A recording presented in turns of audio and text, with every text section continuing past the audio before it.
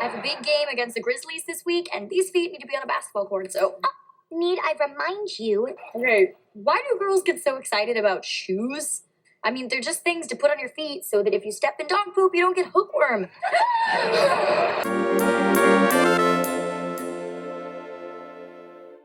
So, interesting things happening here. I don't know when you're going to watch this because I typically record with the long view in mind. That's why I'm not like you. Like and subscribe. I can't even pronounce subscribe because I don't say it very often. Sorry I'm late for the video today, guys. That crap that we have to hear from other channels. I'm not shitting on anybody, but I'm just saying, man. Like, you know, do you understand you're recording for the future? You're not recording for the day you upload it. The day you upload is going to be 5 to 10% of the people, all the people who ever watch your video. 90 to 95% of the people who ever watch your video are going to watch it later. That's part of a playlist. They're going to binge it, right? That's what I record for. So that's why I don't live in the moment too much. You know, I try to make it timeless in a way. You know, sometimes, you know, I had somebody recently was talking about, wow, I didn't know you record ahead. I thought you recorded the day you upload. Boy, that would be you'd have shit, you know, dropping at, you know, midnight. You know, like that just would not work. It's untenable. I've got to record ahead. Some days I have time, and most days I don't have time. So, hell, some Mondays I can't even remember to publish. I can't remember to schedule the damn video, so we'll come out at noon or something. And they're supposed to drop at 10 a.m. Anyway, we're not here for all that. The reason I brought all that up was right now, as I record, Caitlin Clark has just signed with the Indiana Fever, I think, WNBA team, right? And so she's been in the news, and she was just you know, part of the NCAA tournament and all this stuff. She's a big name in female sports, right? It got me thinking. People are trying to treat her like she has a beauty queen brain or a mean girl's brain because she does talk shit on the court. And so people are trying to say she's a mean girl, right? But you don't understand there's different kinds of mentalities, different kinds of brains that we're talking about. Caitlin Clark has a jock brain. She's a jock, right? That's why she's talking shit on the court. A mean girl would look exactly the same as far as like talking shit and making people feel bad, but they're coming from a very different place. And a mean girl couldn't sink the 3-point shot, right? So a mean girl would be virtually indistinguishable in that moment. Now the rest of their lives are very different, but in that moment, it'd be very hard to tell the difference between a mean girl and a jock. But if you look at like jock brain, it's the same male or female. It doesn't matter, right?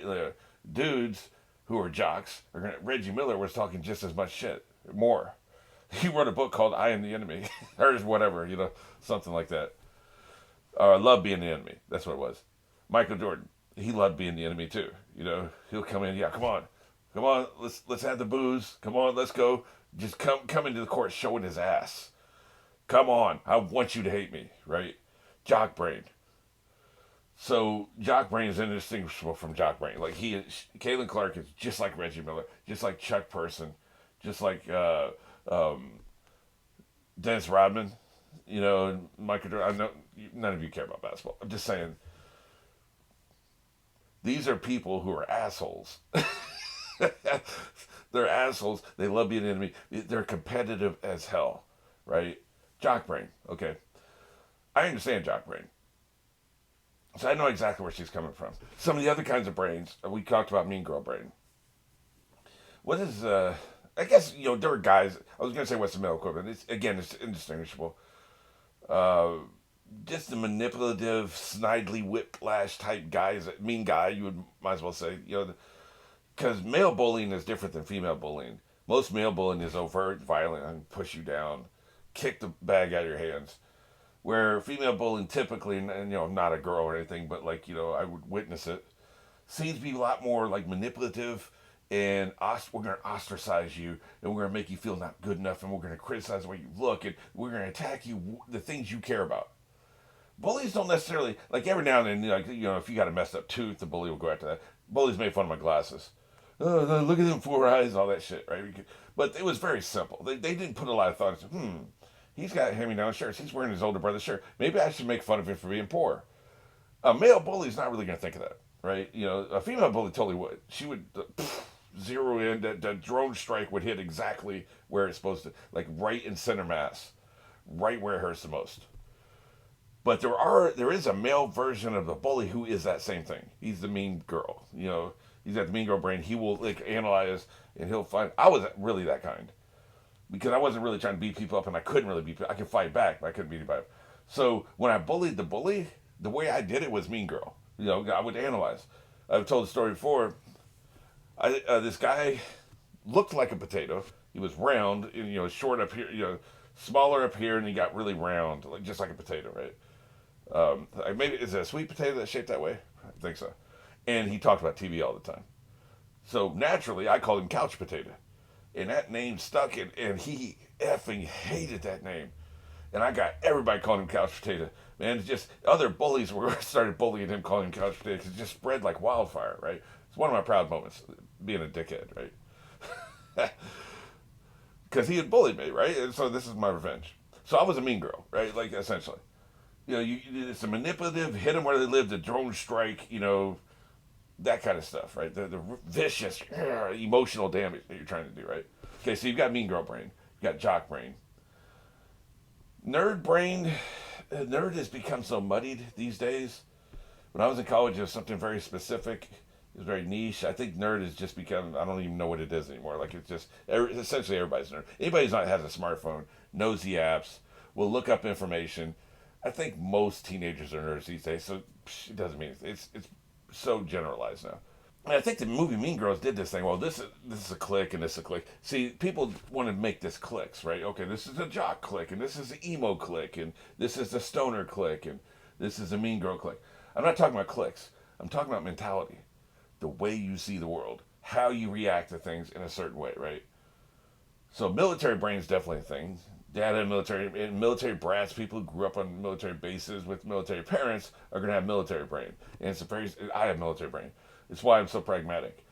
Facts on the ground. This is a situation. If there's nothing we can do about it, there ain't no sense crying about it. Let's work the solution. So if you got to give yourself 5 seconds to be frustrated, do that, but then you start working the solution. You don't have time to sit there and moan about what could have been. Oh man, if only that tank regiment had showed up in time. Dude, they're coming over the hill. Like, you don't have time to cry about what didn't show up. So that's military brain. So I was thinking about the Naruto characters and what brains they have. And I think Sakura has jock brain. That's what the connection I was making as I was watching her press conference. She's ultra competitive, very self-confident. Now, maybe that's not quite Sakura because she's not necessarily very, very self-confident. But I think compared to other girls, we've seen other girls who are not self-confident. Sakura is, by comparison. We're grading on a curve here, right? I think she has jock brain. I think she's a jock. And it's interesting because in the first series, I probably would have said she was almost like a glam girl. I mean, I don't know. Like, what is the category where it's like they care more about the romance and makeup and hair and clothing and fashion and stuff? What brain is that? That's kind of what the box I had her in, right? And this series is definitely, I think, especially early on, those first 30, 40 episodes, she's a jock. She will knock you the F out, right? And she's competitive. And really, jock brain is about to be competitive about everything. Every single thing. Like, they'll be on the plane coming back from a game, and they just won a game, and it's a big game, and so their competitive streak should be satisfied. No.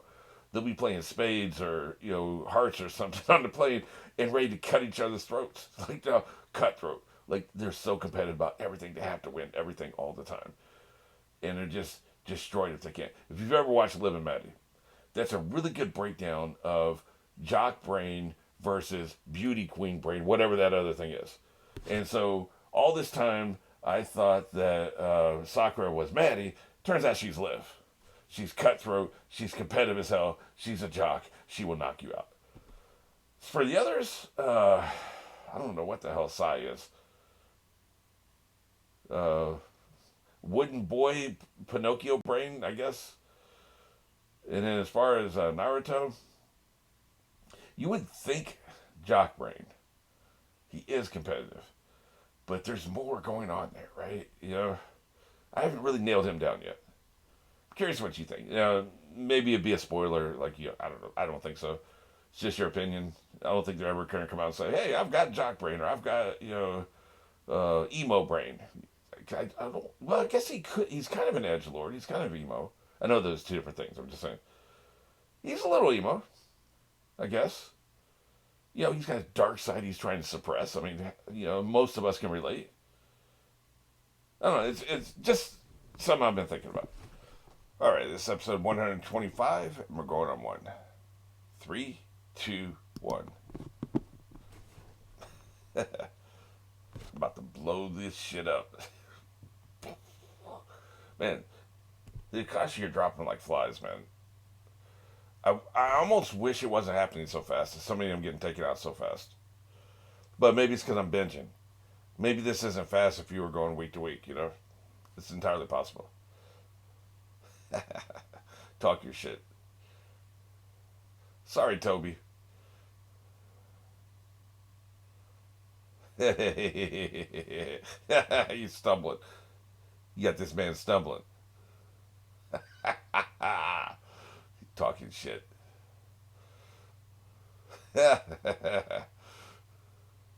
Maybe if you hadn't talked so much shit, you would have killed him, because I don't believe you did. Just saying. Oh, the little bomb egg is sad. Look at him. Man.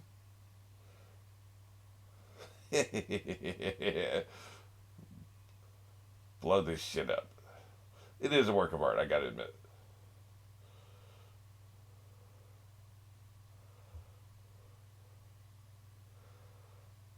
Drop a bomb. This is Fallout 5, man. More trees, of course. I swear to God, I'm not a tree hugger, but man, they just be over stressing it. That is a work of art. Look at him. Get him out of here. Oh, shit, Toby. So Toby's gone too? Why didn't he run? He should have been running the whole time, man. Guess that's why he was apologizing to Toby. This was seen all around, man. By the way, you shouldn't look at the nuclear explosion. You're going to burn your eyes out. The dog doesn't have sunglasses. Yeah. Those are some sweet-ass robes. I'm just saying.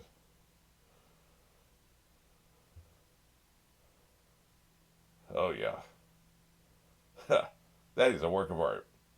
I tip my hat to you, sir. He went out like a gangster. Yeah. What about the blast radius and the radiation fallout? Yeah. Well, that's something. Yeah. My boo.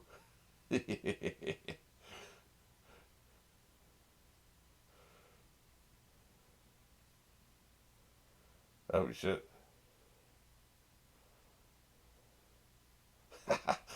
What is that? What's that statue that's in South America? That's what that bitch looks like. Idiot.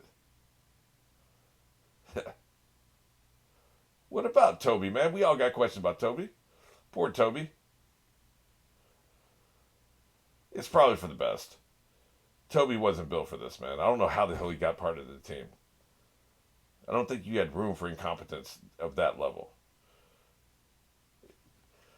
So, I mentioned Dresden Files. I'm sure I did somewhere. But in Dresden Files, they have a great concept with wizards, right? Like, wizards spend their entire lifetimes, and wizards live to be about 200-300 years. Human wizards live to be about 200-300 years. The magic sustains them. They don't age as fast. Now, they can still be killed, of course. But, say they don't get executed on the field, then they live to be 200-300 years. Okay, so the whole time they're accumulating magic. So the older they are, the more magic they've acquired and accumulated and learned in their lifetime, the more powerful this will be. But what will happen is, like, if you're about to die as a wizard, you have what's called a wizard's curse, right? A death curse. They call it a death curse. Because what he does is he takes the rest of his magic, like, say, just arbitrary units. Say a wizard has 200 units of magic, okay? And he's fighting, and he gets knocked down to 25 units of magic. So he can only cast a couple more spells, and then he's going to be out for a while. You have to regenerate. Kind of like chakra. Very similar. And so he knows he's going to die. He's already wounded. He only has 25 magic left. But his life force, the thing that sustains him and keeps him alive and keeps him young, is another 100 units of magic, right? That you never tap into that. You never use that because it would kill you. So they take that 100 units and they take the 25 they have left, they put it into a spell and they cast it on the person that's going to kill them. And so typically it'll kill the other person. Unless the other person is really powerful, then it'll just mess them up real bad. Kind of like what happened with Orochimaru, right? This felt like a death curse. Yeah, I think so too. You guys are dropping like flies. So hateful.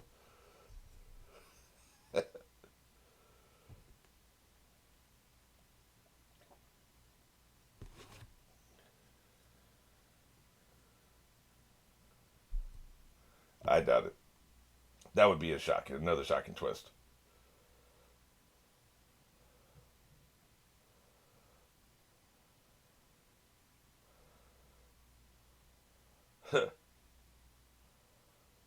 Yeah. Yeah, F Toby. Nobody cares about Toby.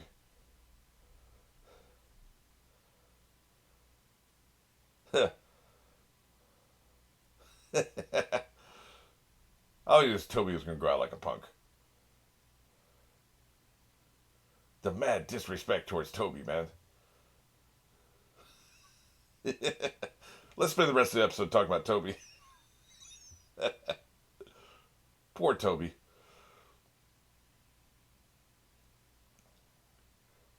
Yeah, but F Toby.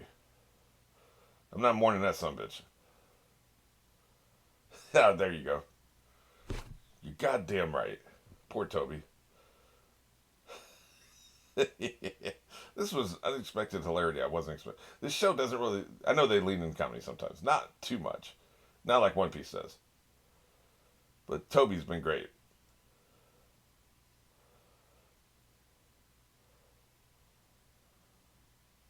Oh, I thought he was going to say sake. I still want to try sake. It's so damn expensive, man. They're talking about $32 for like this much. Kiss my ass, man. I can't do it. Well, it sure would be nice. I want to try it. Hmm. Did he go into the snake? Uh-oh. Right. There he is. He is messed up. Huh.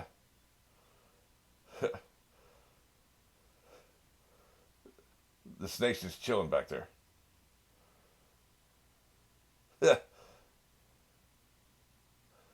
He used him to shield as a shield. Shut up. I'll hypnotize you again. He used him as a shield. Yeah, we heard you the first time. Snake, you dead as hell. Yeah. Snake soup for a month. Yeah, you are a dick. Hey, I'm trying to live. Yep.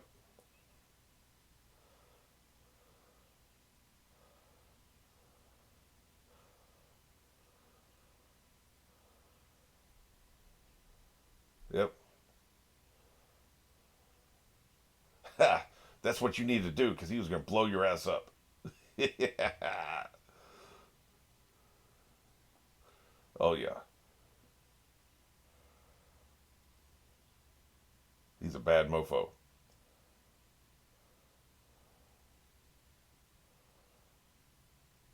She's not horrible. That's why I keep being silent when she speaks. Okay, yep. I was going to say, anytime she tries to be angry, she sucks.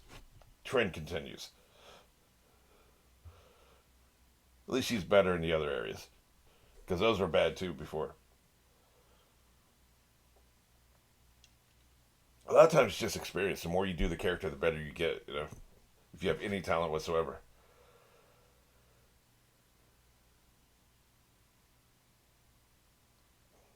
We might be getting to this some bit sooner than I thought. I thought he was endgame stuff.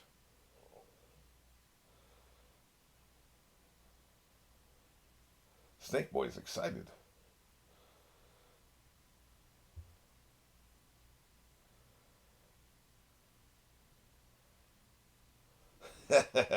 Oh, how sweet. You care.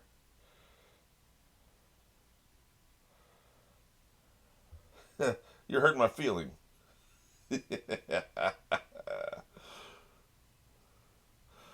Oh, boo-hoo.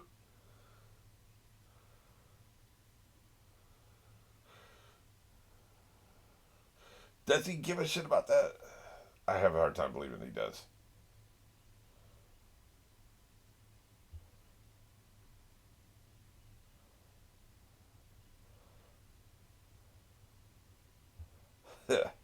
He's awesome. Hey, bros know. How observant. Look at this. Look at this crater. He blew a hole in the ground, man. Awesome.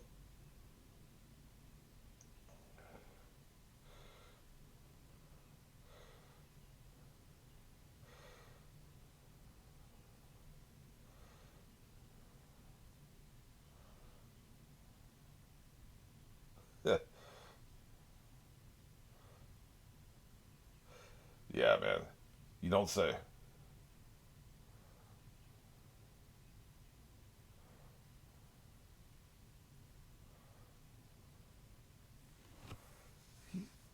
Yeah, he's got a new team. A suspiciously similar team.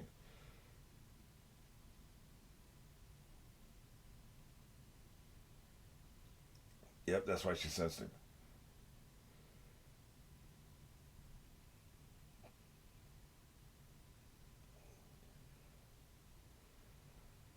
Former member, I think you mean.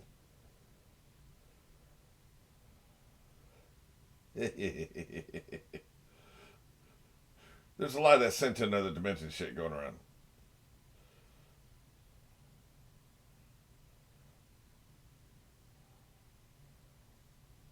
Right. Yeah. I don't know. Maybe a jock. We're tired. It's against our dog union. You don't know what trail going cold means? Did you go to school?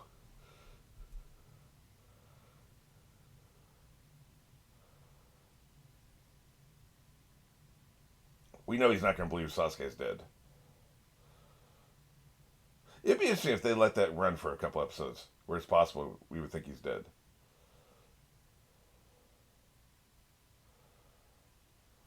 Huh. Well, that's very mean to the dog. That's what I'm saying, man. The dog don't have a job anymore if you can do that. Is Kiba, is that dog boy's name? What's his dog's name? Does it start with an A? I mean, don't tell me because I'll just forget again.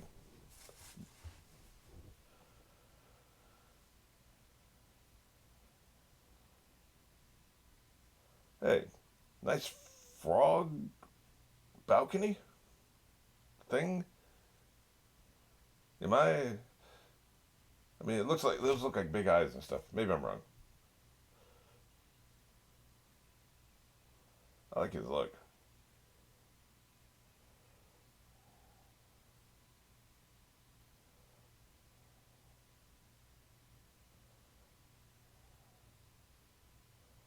Interesting. Double crossing.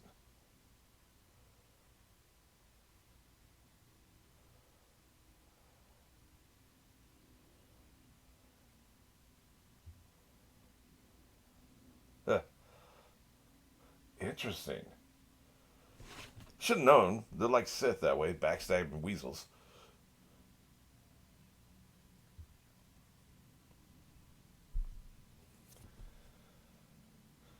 Yeah, they love the cicadas. Shut the hell up out there.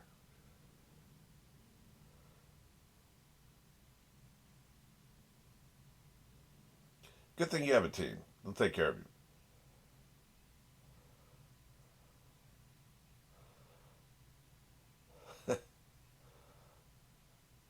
Let's hang out. They got cable here.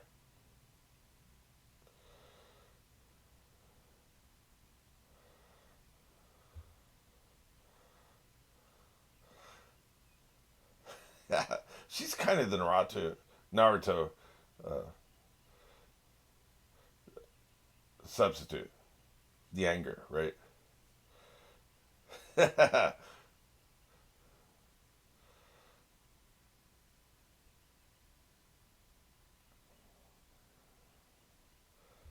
old boy back there at the animals.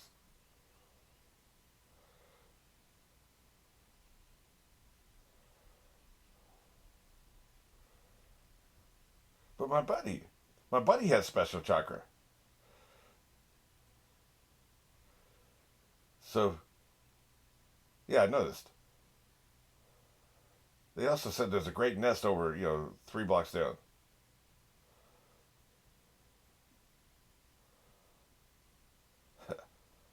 Man, he's got good intel.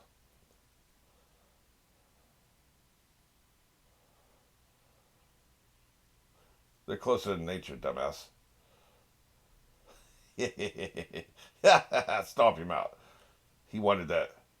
He wanted that. Yep. Sasuke likes this conflict because it reminds him of his old team. We've talked about that. Domestic violence on Waterhead. I like it. Oh, I thought he was laughing. Shit. Oh, shit. Calm your ass down.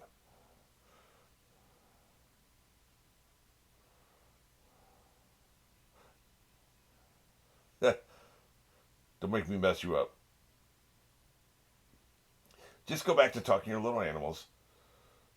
Maybe go play tag with a roach or something. That'll calm you down.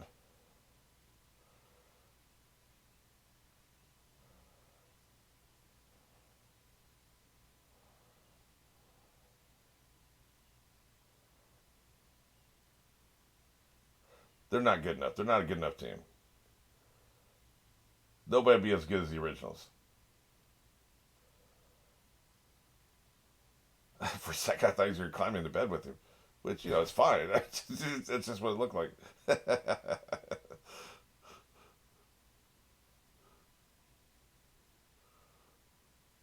Got another report.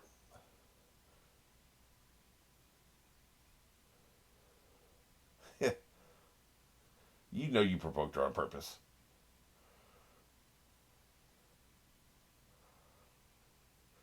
I saw it the other way this time.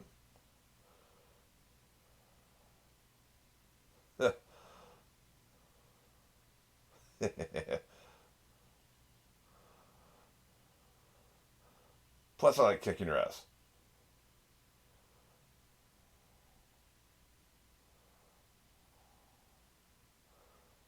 Plus, the bird said the Krispy Kreme has hot donuts. So let's get going. I mean, he's definitely staying. The rest, you two can figure it out.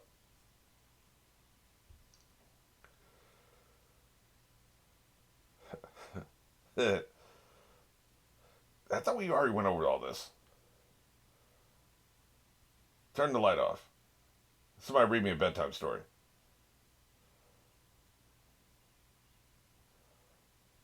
You know you're all staying.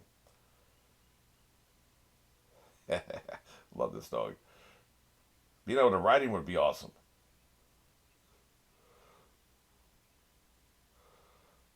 He's fast as hell, too.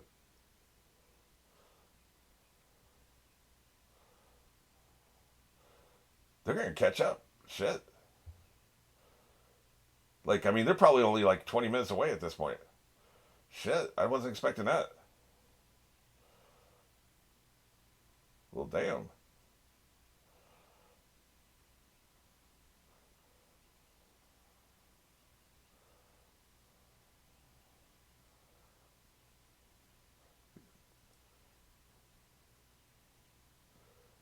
They won't be the last ones either. Yeah, we don't give a shit.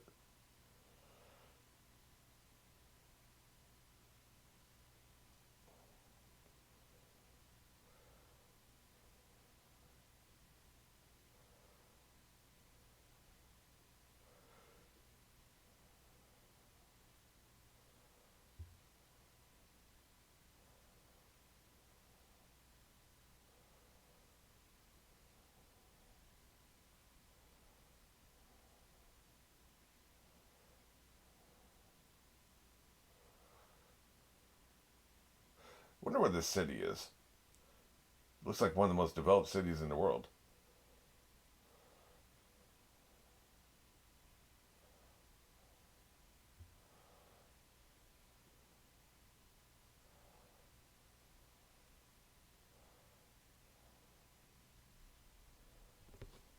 I like it, man. The vibe.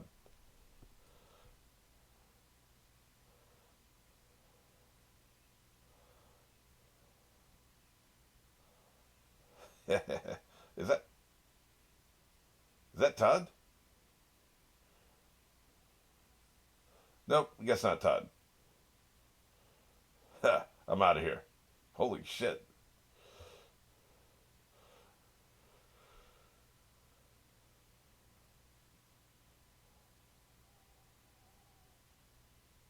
It's called rain, baby. Yeah. I want to catch that last thing she said. Are you weeping? Enigmatic. Establishing tone for your villains is so important. Like, it's so hard to do, too. Some of the best I've ever seen was the Talisman did it with whoever the bad guy was there. They had little interludes in between, like, the main sections of the book. And these scenes just set the tone so well for the final conflict at the end. That's kind of what this is. They do a really good job. Todd's ridiculous. Yeah, he's supposed to be ridiculous, clearly, right? But, like, you gotta be really careful with that. Because imagine, this badass, Lightning Boy, I guess I'll call him. He's walking the window and he trips over his robe and slams his hand against the wall, hurts himself. He's like, ow! And then he leaves. Think of how much that would have changed the tone, right? That was kind of Todd. You gotta be careful with that. But other than that, like every other villain, the tone's been so well done. So well done. And that continues here. These guys are super intriguing.